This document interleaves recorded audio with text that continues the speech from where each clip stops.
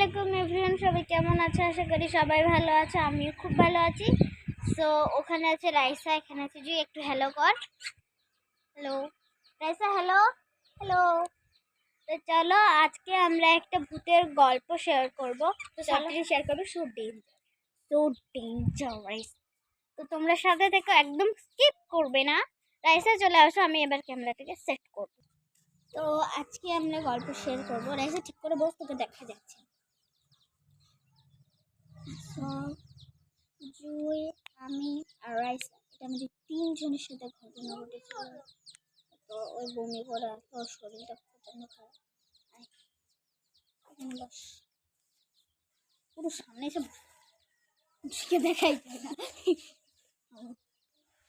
তো শুয়ে যা, বমি হলো তো। আমি ওই তুই মার খাবি রাইসা।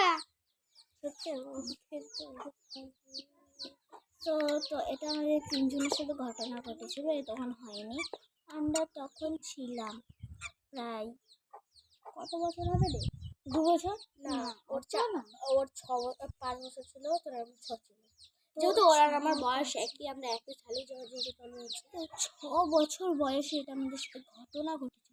6 বছর, আর এখন আমাদের 11 বছর। বলতে গেলে 11 পা দিয়ে দিয়েছি আমরা। আমার 10 হয়নি এই বছর। আমার মেয়ে থামো, তোমাদের 12 বছর হবে এবার। না, আমাদের 11 হবে, আমার 10 হবে। এত বছর মে মাস পড়লে, আমার মে মাসের 16 তারিখ পড়লে আমার 11 জমে যাবে। যেহেতু আপনার কত জুলাই মাসের 19 তারিখ।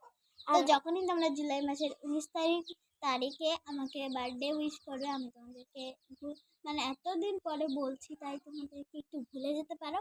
তো আমি তোমাদেরকে বার্থডে ব্লগ দেবো। তো এভরিওয়ান, তো চলো গল্প স্টার্ট করা যাক।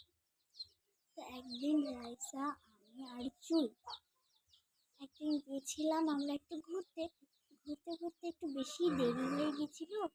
তাই আমরা দরজা হিসেবে প্রচণ্ড ভয় করছে। এর এত ভয় কি বলবো। তো তারপরে হচ্ছে আমরা গেছিলাম একটা পুরো বন জঙ্গলের মতোই। হ্যাঁ, আমাদের একটা বাগান আছে, ওখানে পিকনিক করতে, জাস্ট একটু পিকনিক করতে। তো তারপরে হচ্ছে আমরা আম তুললাম, যেহেতু তখন গরমকাল ছিল, আম তুললাম। তাই মাও কিছু বারণ করেনি, তাহলে গরমকাল তাড়াতাড়ি হয়ে যাবে। এমনি তো আমাদের পরিবারে অতটা ভূত ফুতে বিশ্বাস করতো না, যেহেতু ভূত বলে কিছু হয় না। আত্মা জি। আমরা আম পাড়লাম, আম পাড়ার সময় দেখলাম একটা সাদা অবয়ব আরো আম পাড়ছে। ওই কে রে, তুই না আম পাড়ছিস কেন? এটা আমাদের বাগান হয়। তো তারপরে হচ্ছে আমরা বললাম, তারপর যেই আমাদের দিকে ঘুরলো, ভয়ে আমরা পুরো থমকে গেছি। মুখটা জাস্ট দেখতে কি ভয়ঙ্কর ছিল। যার ওর এখানে কাটা ছিল, এই জায়গায় কাটা ছিল, একটা চোখ বলতে নেই, চোখটা সে ওর হাতে ধরেছিল। পুরো চোখটা খুবলে ওর হাতে চলে এসেছিল। বাবা, আর কালকে আমার আর জুয়ের কি হয়েছিল ভূতটার জন্য। আর মানে কালকে গেছিল পার্কে, আর হঠাৎ করে দোলনা থেকে পড়ে গেছিল। মানে উঁচু থেকে আমি উঠছিলাম, আর এখানে 5-6 ফিট উপর থেকে পড়েছে মাটিতে। হ্যাঁ, আর জানিস 20 ফিট দূর থেকে এসেছে দোলনাটা। 20 ফিট, আর এখানে 20 ফিট দূর থেকে এসে তোমরা ভাবতে পারছো 20 ফিট। আর আমার এখানে কি হয়েছে তোমরা তো দেখোনি। ওটাতে অত মন দিও না, চিঠিটা কিন্তু এখনো আমাদের সাথে আছে। আমি জানি ও এখনো আমাদের গল্পটা শুনছে, বাট আমার না বলতে একটু ভয় লাগছে, কোথায় যাচ্ছি আমি। তো গাইস, বাতাসে মুসরিটা কেমন বলছে, যেহেতু আমাকে দেখে ভয় লাগছে। তো গাইস, আমি ধরে বসে, আর গাইস তো চলো সামনে গেলাম, মুসরিটা দেখছিল। যখন আমি ডাক্তারের কাছে গেলাম, ওইদিকে তো হাওয়া যাচ্ছে না, তো মুসরিটা কেন দুলছে? গাইস, এটা কিন্তু অনেক ভয়ঙ্কর হচ্ছে আমাদের সাথে। ওখানে তো কিছু নেই, কিছু নেই, ওইদিকে তো হাওয়ার উপরে, তো ওটা কেন নড়ছে?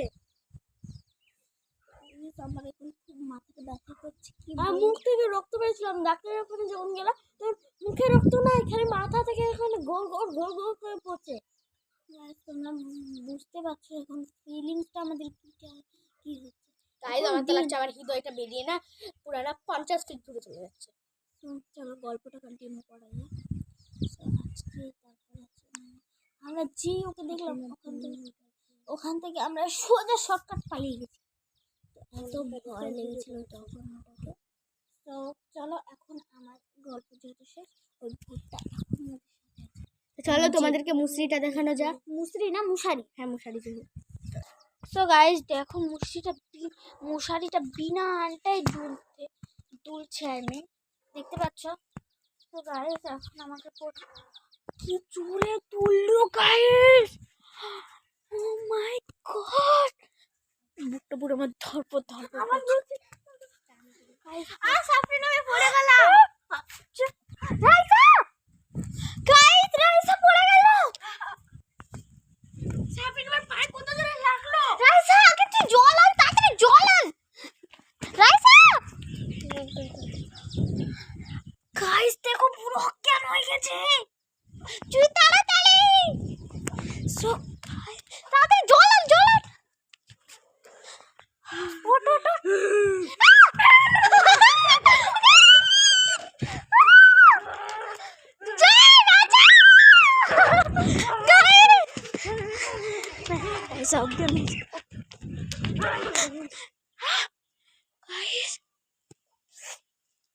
চলান চলান তাড়াতাড়ি, চল দে চল দে। কি হয়েছে?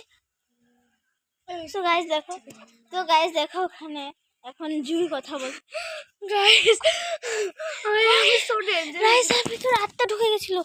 আচ্ছা উঠ, কি হয়েছে বাবা? তুই পড়ে গেছিস ভাই, এখন জিন্দা হয়েছিস। জিন্দা না ওকে। সো গাইস আমি আর কন্টিনিউ করতে পারছি না। সো আজকের মতো বাই বাই, আল্লাহ হাফিজ।